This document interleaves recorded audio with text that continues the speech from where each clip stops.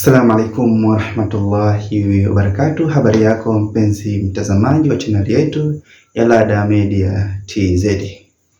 Leo tutazungumzia familia, lakini tutazungumzia zaidi familia yenye mtu mwenye ulemavu au familia yenye mtoto mwenye ulemavu.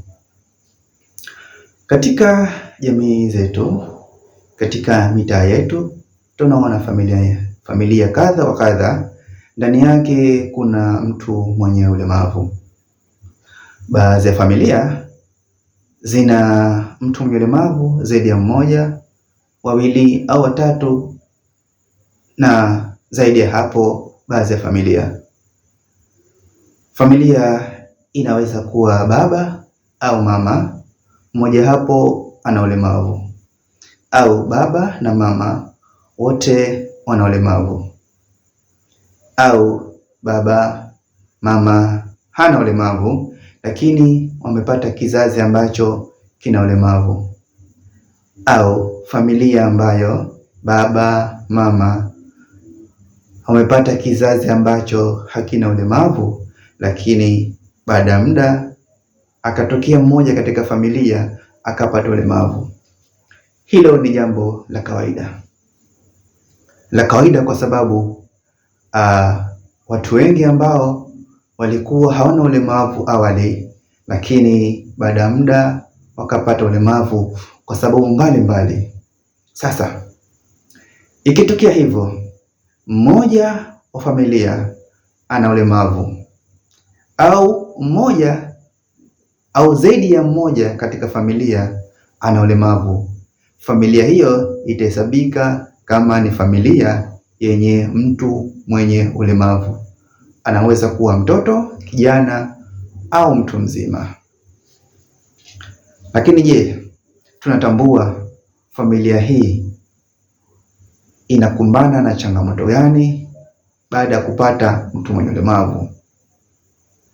Familia hii inapata athari gani kisaikolojia baada ya kupata mtoto au mtu mwenye ulemavu? Leo hatutazungumzia sana katika athari za kisaikolojia, lakini tuangalie, je, familia inapopata mtu mwenye ulemavu kwanza kabisa hutokea nini? Familia inapopata mtu mwenye ulemavu, baba, mama au mwingine yoyote katika familia, mwingine yoyote katika familia lazima apunguze au aache kabisa harakati zake za kiuchumi kwa lengo la kukaa nyumbani ili kumsaidia na kumpa huduma yule mtu mwenye ulemavu.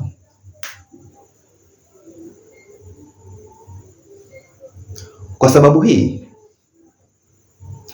ile familia inaweza kuporomoka kiuchumi, kwa sababu nguvu moja ambayo ilikuwa ni muhimili mkubwa katika ile familia katika harakati za kuingiza kipato tayari imeshakaa nyumbani kwa ajili ya kumpa huduma yule mtu mwenye ulemavu. Vile vile familia hii licha ya kuwa imepungua au imeporomoka kiuchumi, familia hii pia huongezeka matumizi. Kwa namna gani hii familia inaongezeka matumizi?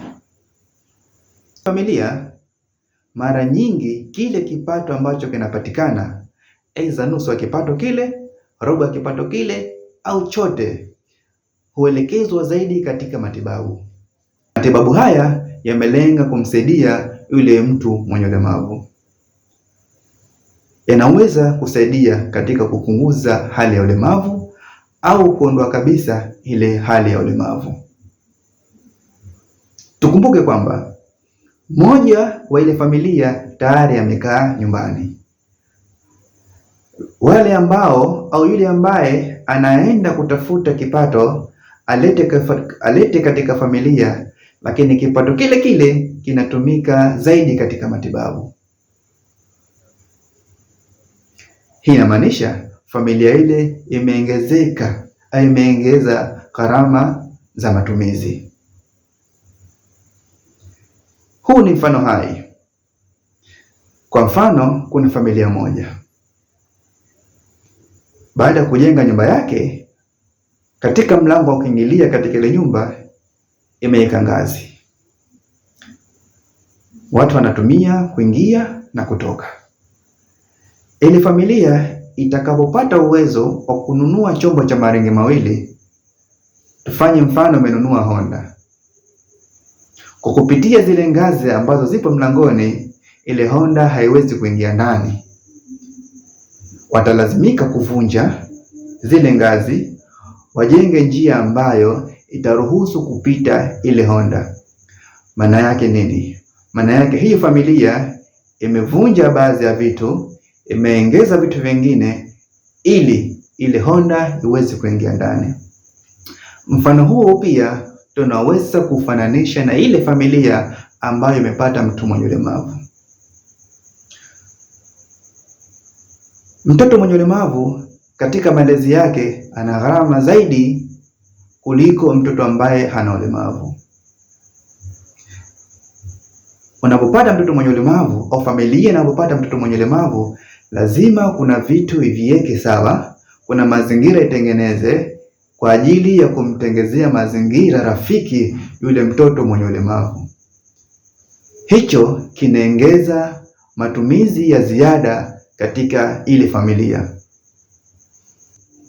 Familia hizi tunaweza kuzisaidia kwa namna tofauti, ikiwemo uwezeshaji wa kiuchumi, ikiwemo kuwasaidia visaidizi kwa ajili ya watoto wenye ulemavu, lakini vile vile tunaweza kuwasaidia kwa kuwapa elimu kwa namna gani, jinsi ya kuwatunza hawa watoto wenye ulemavu. Tunatambua wazi kwamba kila mtoto mwenye ulemavu au kila aina ya ulemavu ina changamoto zake na hazifanani na mwingine. Ni busara zaidi hizi familia kujengewa uelewa, kujengewa ufahamu wa namna gani wanaweza kuwatunza hawa watoto wenye ulemavu. Mpenzi mtazamaji wa chaneli yetu ya Lada Media TZ, usisahau kusubscribe chaneli yetu ili uwe wa kwanza kupata mafunzo haya na mada mbalimbali ambazo zitawasilisha hapa katika chaneli yetu.